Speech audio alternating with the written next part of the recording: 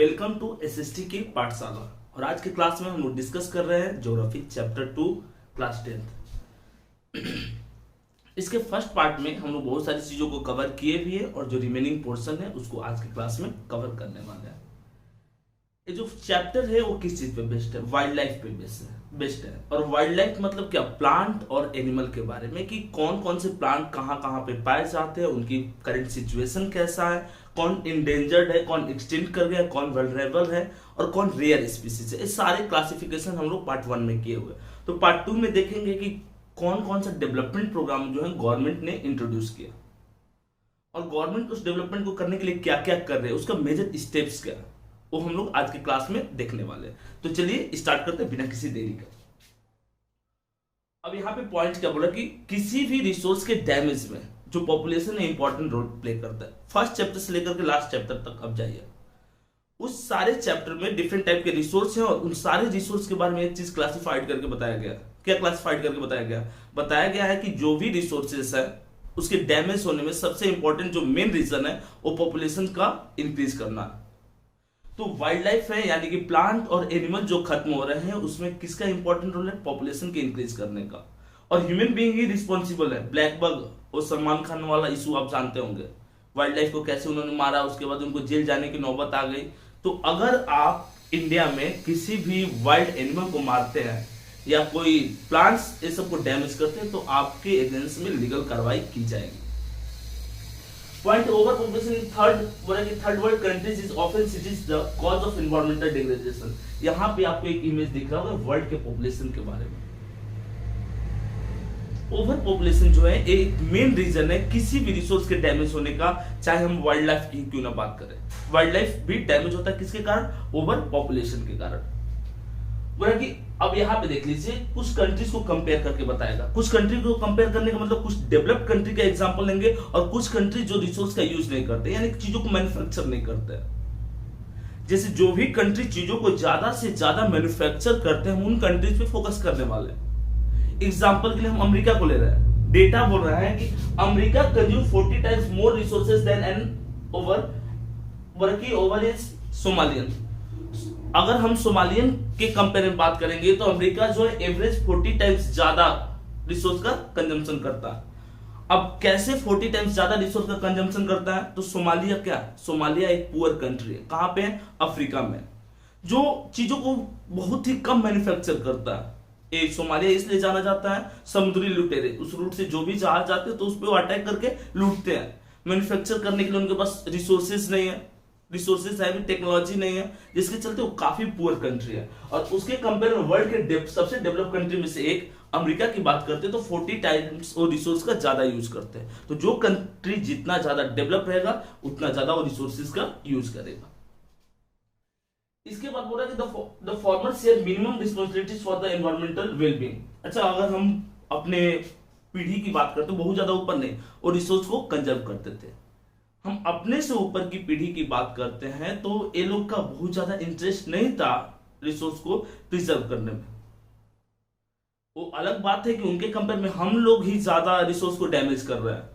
But in जो हमारे just ऊपर वाली पीढ़ी है वो भी रिसोर्स कंजर्व नहीं की, और वो रिसोर्स कंजर्व की रहती, एक प्रॉपर मेथड फॉलो की रहती तो आज हम लोग को इतना प्रॉब्लम फेस नहीं करना पड़ता।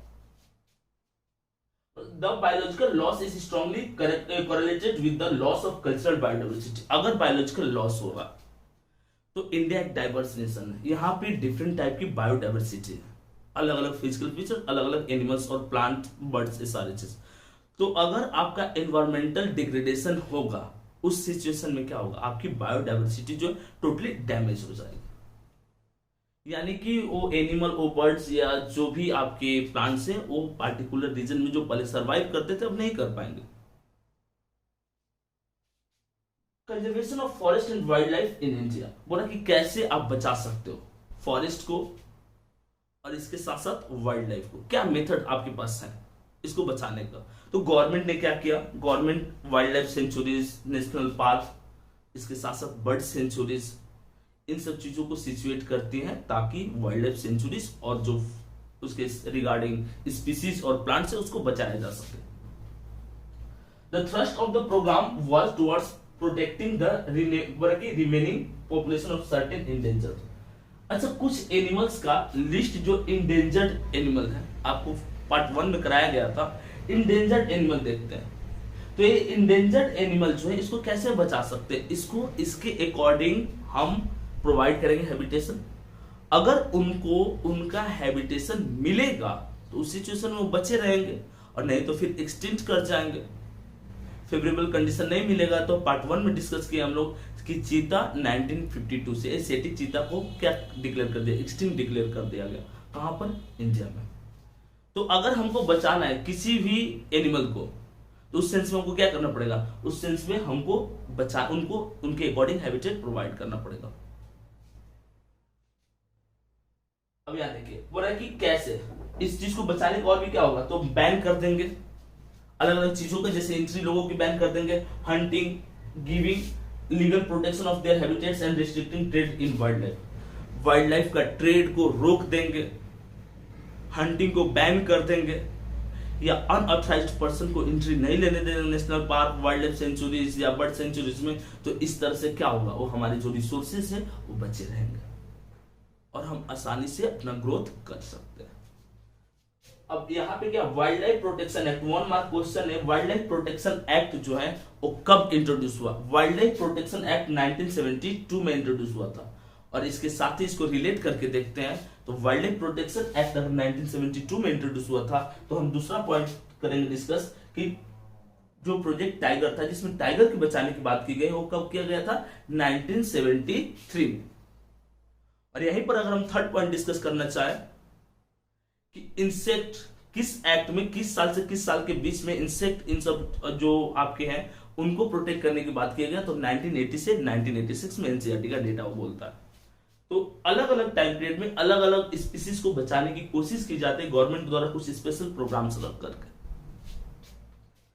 प्रोजेक्ट टाइगर इंट्रोड्यूस इन 1973। प्रोजेक्ट टाइगर को कब इंट्रोड्यूस किया गया? 1973 में इंट्रोड्यूस किया गया। अब प्रोजेक्ट टाइगर, इंडिया में बहुत सारे ऐसे आपके नेशनल पार्क है जो स्पेशली टाइगर को प्रोटेक्ट करने के लिए बनाया गया।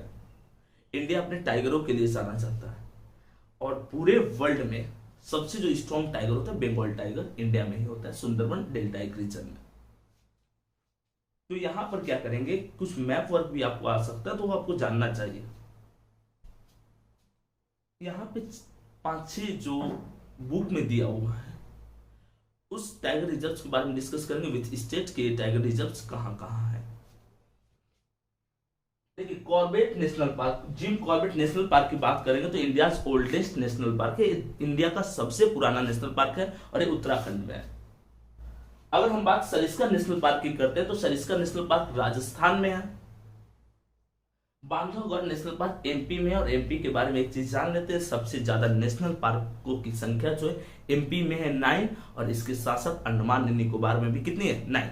तो एक बात माइंड में रखेंगे। पेरियार नेशनल पार्क, देखिए पेरियार के बारे में जानना क्यों जरूरी हो जाता है, ज्योग्राफी में इतना इंपॉर्टेंट क्यों होता है? पेरियार नेशनल पार्क जो है वो केरला में है, पेरियार रिवर भी है, पेरियार डैम भी है, नेशनल पार्क भी है। यानी कि पेरियार का क्या इंपॉर्टेंस है केरला में, आप इन कुछ स्पेशल चीजों के थ्रू जान सकते हैं। मानस नेशनल पार्क ये असम में है। मानस नेशनल पार्क जो असम में, ईस्टर्न, जो असम का ईस्टर्न पार्ट हो जाता है वहां पर है। ठीक है, अब यहाँ पे आपके 6 जो है वो डिस्कस किए हम लोग। इसके अलावा इस चैप्टर में एक और टाइगर रिजर्व की बात की, बक्सा टाइगर रिजर्व कहाँ पे है? वेस्ट बंगाल में। क्या उसको, उसका जो डिप्लेशन हुआ किसके कारण हुआ? सर, वाइल्ड लाइफ सेंचुरीज जो है वहां पे डिप्लेशन का मेन कारण डोलोमाइट माइंस है। वहां पे हम लोग डोलोमाइट माइंस का एक्सट्रैक्शन करते हैं, जिससे एशियाटिक एलिफेंट्स का माइग्रेशन रूट भी अफेक्ट होता है, और साथ ही साथ टाइगर रिजर्व भी बर्बाद हुआ। अब यहाँ देखिए 3 तरह के जो फॉरेस्ट का क्लासिफिकेशन किया गया, रिजर्व फॉरेस्ट, प्रोटेक्टेड फॉरेस्ट और अनक्लास्ड फॉरेस्ट। एक बार बार आपको कम से कम 10-20 बार वीडियो में बताया गया होगा अलग अलग क्लास के वीडियो में कि गवर्नमेंट ने एक एक्ट लाया था, ब्रिटिशर्स ने। ठीक है, इस एक्ट में फॉरेस्ट को 3 पार्ट में सेपरेट कर दिया गया था। जो फर्स्ट पार्ट था एक पूरी तरह से रिजर्व था, इसमें किसी की भी एंट्री नहीं दी जाती थी, और बीच वाला जो पार्ट था ये क्या था, इसमें आपको एंट्री दी जाती थी, बट उसके लिए परमिशन रिक्वायर्ड रहता था। ओनली कॉन्ट्रैक्टर को, जो ब्रिटिशर्स को ह्यूज अमाउंट देते थे। और अगर हम थर्ड की बात करते हैं तो थर्ड में नेचुरल वेजिटेशन बहुत ही कम होता था, वहां पे ट्राइबल लोगों को एंट्री दी जाती थी। तो कॉन्फ्लिक्ट जो था ट्राइबल पीपल का और ब्रिटिशर्स का, उस कॉन्फ्लिक्ट का मेजर रीजन जो था यही है, जो फॉरेस्ट को रिजर्व कर देना। क्योंकि फॉरेस्ट के रिजर्व हो जाने के बाद पूरी तरह से डैमेज हो गया उनका life style, economical growth. Reserve forest जो है 1/2 पार्ट पे, यानी अप्रोक्स 50% पार्ट पे रिजर्व फॉरेस्ट है। इसके अलावा 1/3 पार्ट पे जो है प्रोटेक्टेड फॉरेस्ट है। प्रोटेक्टेड फॉरेस्ट में भी किसी की एंट्री नहीं जाती, हाँ इसमें आपको परमिशन रिक्वायर्ड रहता है। और अनक्लास्ड फॉरेस्ट जो है, अनक्लास्ड फॉरेस्ट बचा हुआ पार्ट जो है अनक्लास्ड फॉरेस्ट है। अनक्लास्ड फॉरेस्ट के बारे में एक चीज जान लेते हैं कि इसकी जो ऑनरशिप रहती है या इसकी जो केयरिंग रहती है, कौन केयर करता है, तो वहां की जो लोकल कम्युनिटी होती है वो अनक्लास्ड फॉरेस्ट को केयर करते हैं। कम्युनिटी एंड कंजर्वेशन, अब बोल रहा है कि कुछ अलग पॉइंट्स है, जैसे कि हम यहाँ पे एनिमल्स की बात की है, तो फ्रीडम फाइटिंग के टाइम जब आजादी की लड़ाई चल रही थी तो ब्रिटिशर्स लार्ज स्केल में फॉरेस्ट को कट करते थे और उस फॉरेस्ट को कट करके उस स्लीपर्स यानी कि जो रेलवे ट्रैक होता उसके नीचे में उसको रखते थे। कुछ लोगों ने इसको स्ट्रिक्टली अपोज किया, स्पेशली उत्तराखंड रीजन। और उत्तराखंड रीजन में एक मूवमेंट चला जिसमें पेड़ को ऐसे पकड़ लेते थे ताकि ब्रिटिशर्स उसको कट न कर पाए। उस मूवमेंट को क्या कहा गया? चिपको मूवमेंट, ब्रिक्स से चिपक जाना। इसको किसने लीड किया था? सुंदरलाल बहुगुणा ने। बीज बचाओ और नवोदन्या, यानी कि बीज बचाओ नवोदन्या या चिपको मूवमेंट्स के थ्रू क्या कोशिश की गई? वाइल्ड लाइफ में जो प्लांट वाला पार्ट है उसको बचाने की कोशिश की गई। 1 मार्क क्वेश्चन, उल्लेख चिपको मूवमेंट, सुंदरलाल बहुगुणा। इस तरह से हम लोग एक वीडियो जो है इस चैप्टर का वो खत्म करते हैं। इसके रिगार्डिंग जो भी आपको डाउट रहे तो आप कमेंट करके पूछ सकते हैं। और अगर किसी भी टॉपिक पे आप डिस्कशन करना चाहते हैं तो आप हमारे टेलीग्राम ग्रुप को जरूर ज्वाइन करें। और लेटेस्ट न्यूज के लिए, अलग अलग इंटरेस्टिंग फैक्ट्स को जानने के लिए जो डिफरेंट सोशल नेटवर्किंग साइट्स हैं जैसे उसके फेसबुक है, ट्विटर है, इंस्टाग्राम है, आप वहां पर हमें फॉलो कीजिए। वहां पे आपको लेटेस्ट और इंटरेस्टिंग इंफॉर्मेशन दी जाएगी। वीडियो को लाइक, सब्सक्राइब और शेयर जरूर करें ताकि ज्यादा से ज्यादा लोगों के पास पहुंच सके। चलिए मिलते हैं नेक्स्ट वीडियो के साथ।